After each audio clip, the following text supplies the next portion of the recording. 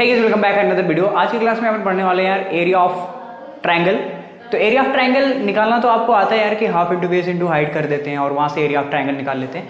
लेकिन coordinate geometry में area of triangle कैसे फाइंड करते हैं, आज हमारा इसी के ऊपर क्लास होगा यार। और एरिया ऑफ रिलेटेड से जितने भी आपके डाउट हैं वो इस क्लास के अंदर क्लियर हो जाएगा कि कैसे हम लोग कॉलिनियरिटी प्रूफ करते हैं, कैसे हम लोग एरिया ऑफ ट्रायंगल को यूज करके उसके और अदर कोऑर्डिनेट को फाइंड करते हैं। तो वो सारे जो क्वेश्चंस होते हैं, जो एरिया ऑफ रिलेटेड से क्वेश्चन पूछा जाता है, वो सारा आज के क्लास में हम लोग डिस्कस करेंगे।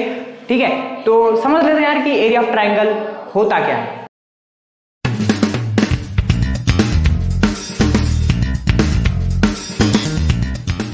तो एरिया ऑफ ट्रायंगल होता क्या है यार कि आपने अभी तक पढ़ा होगा एरिया ऑफ ट्रायंगल में आपने दो फार्मूले पढ़े होंगे कि कैसे एरिया ऑफ ट्रायंगल फाइंड किया जाता है। तो अगर यहाँ पे हमने एक ट्रायंगल लिया, ठीक है, और इस ट्रायंगल के ये वर्टेक्स, अगर इन वर्टेक्स का कोऑर्डिनेट पता है आपको x1 y1, ठीक है, इसका भी कोऑर्डिनेट कुछ होगा x2 y2, इसका भी कोऑर्डिनेट कुछ होगा x3 y3।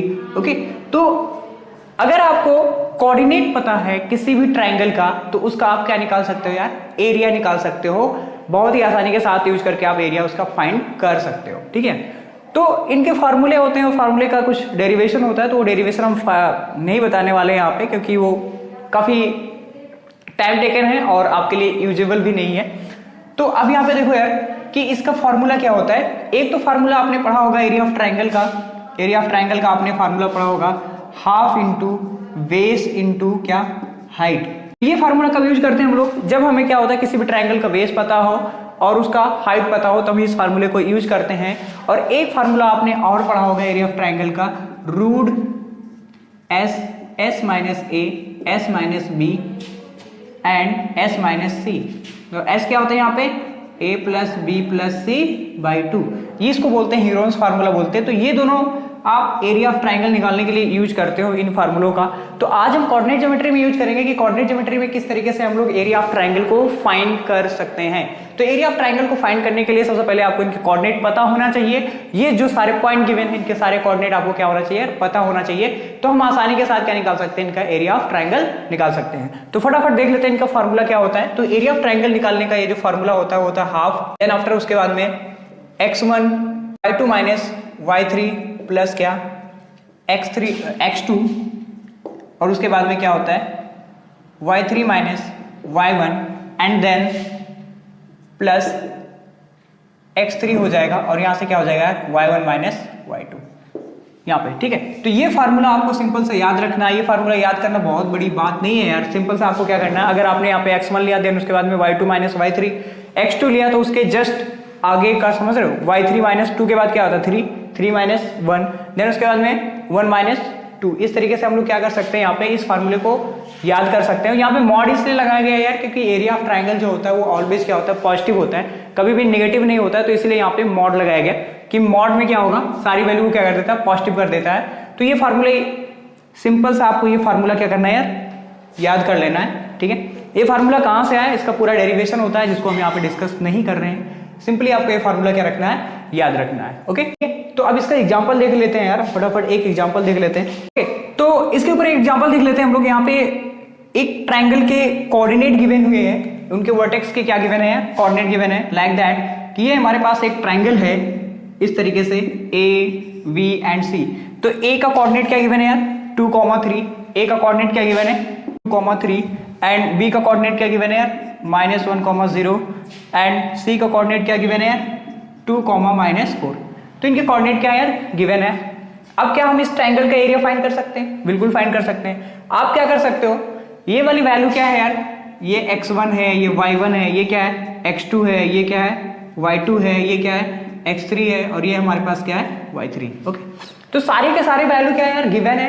तो आप आसानी के साथ क्या कर सकते हो, इस वाले फार्मूले में क्या कर सकते हो, पुट कर सकते हो। तो यहाँ पे क्या हो जाएगा, हाफ टाइम्स x1 की वैल्यू कितनी है, आप यहाँ पे देख लो, ये x1 है, ये y1 है, ये x2 है, ये y2 है, ये x3 है, ये y3 है। तो x1 की वैल्यू कितनी है 2 एंड देन y2 की वैल्यू कितनी है 0, माइनस क्या हो जाएगा y3 की वैल्यू कितनी है, तो माइनस 4 हो जाएगा, +4 हो जाएगा एंड देन प्लस x2 की वैल्यू कितनी है, -1 है एंड देन y3 की वैल्यू कितनी है यार -4 है y1 की वैल्यू कितनी है 3 है, तो माइनस क्या हो जाएगा 3 हो जाएगा, एंड देन प्लस उसके बाद में यहाँ पे देख सकते हो कि x3 की वैल्यू कितनी है, x3 की वैल्यू कितनी है 2 एंड y1 की वैल्यू कितनी है 3 माइनस y2 की वैल्यू कितनी है 0, तो यहाँ से 0 हो गया, मॉड लगा देंगे, ठीक है। तो यहाँ से देखो क्या हो जाएगा यार, हाफ 0 और 4 कितना हो जाएगा 4, 2 जा कितना हो जाएगा 8 एंड देन माइनस 7 इंटू -1 क्या हो जाएगा +7 हो जाएगा, यहाँ पे 6 हो जाएगा, ठीक है। तो अब देखो यहाँ से फाइनली क्या आ जाएगा यार, हाफ इंटू 8 और 7 15 और 6 21, तो यहाँ से क्या आ गया 21, तो यहाँ से जो वैल्यू आ जाएगी वो क्या आ जाएगी 21/2, तो ये क्या हो जाएगा यार एरिया ऑफ ट्रायंगल हो जाएगा, 21/2 हमारा क्या हो जाएगा एरिया ऑफ ट्रायंगल हो जाएगा। तो सिंपल से यार बहुत ही इजी है, इस क्वेश्चन के इस टाइप के क्वेश्चन करना बहुत आसान होते हैं, आपको सिंपल से ये फार्मूला याद रखना है। फार्मूला कोई बहुत बड़ा नहीं है यार, बड़ा लग रहा होगा तो इजी है याद करना, कोई मुश्किल बात नहीं है, ठीक है। तो ये एग्जांपल आपको समझ में आया होगा, एक और एग्जांपल आप करके दिखाओ हमें, ओके। तो एक और एग्जांपल देख लेते हैं यहाँ पे, फटाफट इसका एरिया ऑफ ट्रायंगल निकाल के दिखाओ आप, तो पॉज कर लो यार वीडियो को और आप लोग निकाल के दिखाओगे तो मुझे बड़ा अच्छा लगेगा, ठीक है। तो एक बार आप पॉज करके खुद से ट्राई करने का प्रयास करें, ठीक है। तो अब देखो यार यहाँ पे इसका फॉर्मूला क्या होता है आपको पता है, x1 y2 minus y3 plus x2 और यहाँ से क्या हो जाएगा y3 minus y1 and then x3 और यहाँ से क्या हो जाएगा y1 माइनस y2, ओके। तो ये फार्मूला होता है। तो अब देखो आपको पता है ये वाली वैल्यू क्या है, ये क्या है x1 है, ये y1 है, ये क्या है यार ये x2 है, ये y2 है और ये x3 है, ये y3 है। तो सारी वैल्यू आपको पता है, यहाँ पे फटाफट क्या कर देंगे पुट कर देंगे और हम आसानी से क्या निकालेंगे इसका वैल्यू निकाल लेंगे। अरे बताओ यार समझ में आ रहा नहीं आ रहा, सिंपल सा एक ही फार्मूला याद रखना है, इसमें बहुत ज्यादा आपको सोचने की जरूरत नहीं है। तो x1 की वैल्यू कितनी है फटाफट बताओ, तो -5 है, y2 की वैल्यू कितनी है -5, y3 की वैल्यू कितनी है 2, तो क्या हो जाएगा -2 प्लस x2 की वैल्यू कितनी है 3, y3 की वैल्यू कितनी है बताना भाई, y3 की वैल्यू हमें मिल जाएगा 2 एंड y1 की वैल्यू जो है वो क्या है -1, तुम +1 आ जाएगा यहाँ से और यहाँ पे प्लस, तो प्लस x3 की वैल्यू कितनी है, x3 की वैल्यू 5, y1 की वैल्यू कितनी है -1 एंड y2 की वैल्यू कितनी है -5, तो क्या हो जाएगा +5। बोलो यार, अरे बोलो भाई समझ में आ रहा। तो ये हो गया हाफ -7 इंटू -5, तो क्या हो जाएगा 35 प्लस का 35 प्लस यहाँ से 3 2 3 1 और 2 क्या हो जाएगा 3 3 3 जा 9 प्लस 4 5 जा क्या हो जाएगा 20, ठीक है। तो यहाँ से क्या आ जाएगा हाफ 64, कितना 64, तो यहाँ से हो जाएगा 64/2 कैंसिल आउट हो जाएगा और यहाँ से जो एरिया ऑफ ट्राइंगल आ जाएगा वो 32 क्या आ जाएगा स्क्वायर यूनिट, क्या आ जाएगा भाई स्क्वायर। तो ये हमारा क्या हो गया एरिया ऑफ ट्राइंगल, क्या आ गया यार एरिया ऑफ ट्राइंगल आ गया। नोट करेंगे इसको, ओके यार। तो एक और एग्जांपल कर लेते हैं यहाँ पे, तो इसका जो आंसर है वो आप कमेंट में लिखोगे, मैं इसको नहीं करा रहा हूँ, ठीक है यार। कम से कम मैं देखूँ तो आप कर रहे हो या नहीं कर रहे हो यार। सिर्फ यार एरिया ऑफ ट्राइंगल के अंदर आपको सिर्फ एक फॉर्मूला याद रखना है, उसी के ऊपर आपके सारे क्वेश्चंस जो है वो सॉल्व हो जाएंगे, ठीक है। तो एक और क्वेश्चन लेते हैं, उससे और अच्छा आपका कॉन्सेप्ट क्लियर होगा, ठीक है। ओके, तो एक और क्वेश्चन कर लेते हैं इसके ऊपर। तो यहाँ पे देखो यार एक बहुत अच्छा क्वेश्चन दिया है यहाँ पे कि find the area of rhombus if its vertices are. यहाँ पे हमारे पास एक रोम्बस है यार, रोम्बस आपको पता होगा किनके सभी साइड्स क्या होते हैं इक्वल होते हैं। रोम्बस के अंदर A B C D एक रोम्बस गिवन है, ठीक है। और इनके कोऑर्डिनेट क्या क्या गिवन है आपको पता है। A का कोऑर्डिनेट बोल देते हैं 3,0 एंड B का कोऑर्डिनेट हो जाएगा हमारा 4,5 एंड C का कोऑर्डिनेट है -1,4 एंड D का कोऑर्डिनेट क्या है, D का कोऑर्डिनेट है -2,-1। तो इस तरीके से इसके कोऑर्डिनेट जो है वो गिवन है। इसमें आपको क्या पूछ रहा है कि आपको क्या बताना है इसका ट्रायंगल, ये जो रोम्बस है उसका क्या बताना है, आपको एरिया बताना है। तो रोम्बस का एरिया निकालने के लिए क्या करेंगे, एक तो तरीका इसमें ये है, क्या तरीका है, एक तरीका ये है कि आपने अगर यहाँ पे एक डायगोनल ड्रॉ कर दिया तो आपने देखा कि ये जो रोम्बस है दो ट्रायंगल के अंदर क्या हो गया, स्प्लिट हो गया। तो यहाँ पे अगर आप दोनों ट्रायंगल का एरिया निकाल लो एरिया फार्मूला से, जो ट्रायंगल के एरिया फार्मूला से यहाँ पे क्या निकाल सकते हो, दोनों ट्रायंगल का क्या निकाल सकते हो, एरिया निकाल सकते हो और फिर दोनों को ऐड कर दो। तो ये थोड़ा सा यार लेंथी हो जाएगा, तो हमें ऐसा नहीं करना है। हमें क्या करना है, हमने डायगोनल ड्रॉ कर दिया, इस डायगोनल को D1 बोला और इस डायगोनल को D2 बोला। तो आपको पता है, क्या पता है यार, कि एरिया ऑफ रोम्बस क्या होता है। एरिया ऑफ, अगर आप लोग 9th पास करके आए होगे, 8th पास करके आए होगे, तो वहां पे आपको बताया गया होगा कि एरिया ऑफ रोम्बस का फार्मूला क्या होता है, हाफ D1 इंटू क्या होता है बेटा, D2। ये हमारा फार्मूला होता है क्या, एरिया ऑफ रोम्बस का, हाफ D1 इंटू D2, ये हमारा होता है एरिया ऑफ रोम्बस का फार्मूला होता है। ठीक है, तो अब हमें करना क्या है, हमें सिंपली क्या निकाल लेना है, D1 निकाल लेना है। क्या निकाल लेना है, D1 निकालना है। तो D1 कैसे निकालेंगे, देखो आपको कोऑर्डिनेट पता है, हमें क्या निकालना है यार, AC निकालना है। तो ये हमारा क्या है, ये D1 है, क्या है ये D1 है, AC। A का कोऑर्डिनेट क्या बेटा, A का कोऑर्डिनेट बताओ क्या है यार, 3,0 और इसका कोऑर्डिनेट -1,4। तो क्या आप यहाँ पे D1 निकाल सकते हो, क्या हो जाएगा D1, -1 एंड -4। तो यहाँ से -1 -3 क्या हो जाएगा, -4 आ जाएगा, -4 का स्क्वायर प्लस 4 - 0 क्या हो जाएगा, 4 का स्क्वायर हो जाएगा, क्या हो जाएगा 4 का। तो D1 यहाँ हमारे पास आ गया 16 + 16, क्या आ गया बेटा 16 + 16। तो यहाँ से भी 16 आ जाएगा, तो D1 आ गया हमारे पास √32, क्या आ गया, √32 आ गया। तो क्या मैं इसको 4√2 लिख सकता हूँ, क्या लिख सकता हूँ, 4√2 लिख सकता हूँ। तो ये हमारे पास D1 की वैल्यू आ गई। और ऐसे ही हमें क्या निकालना है बेटा, D2 निकाल लेना है। तो D2 हमारे पास आ जाएगा, D2 हमारे पास आ जाएगा, जरा निकाल के बताइए। तो 4 - 2 प्लस क्या हो जाएगा, 6 का स्क्वायर हो जाएगा, प्लस हो जाएगा 5 माइनस क्या हो जाएगा बेटा, -1। तो माइनस क्या हो जाएगा, प्लस हो जाएगा। तो यहाँ पे भी क्या आ जाएगा, 6 का स्क्वायर आ जाएगा हमारे पास। तो यहाँ पे जो D2 आ जाएगी वो क्या आ जाएगा, 36 + 36। तो यहाँ पे मैं निकाल देता हूँ D2। तो D2 हमारे पास आ जाएगा यहाँ पे √72 आ जाएगा, क्या आ जाएगा, √72। और इसको हम क्या लिख सकते हैं, 6√2 लिख सकते हैं। तो ये हमारा D2 हो गया। अब आप बताओ एरिया ऑफ रोम्बस क्या हो जाएगा, एरिया ऑफ रोम्बस क्या हो जाएगा।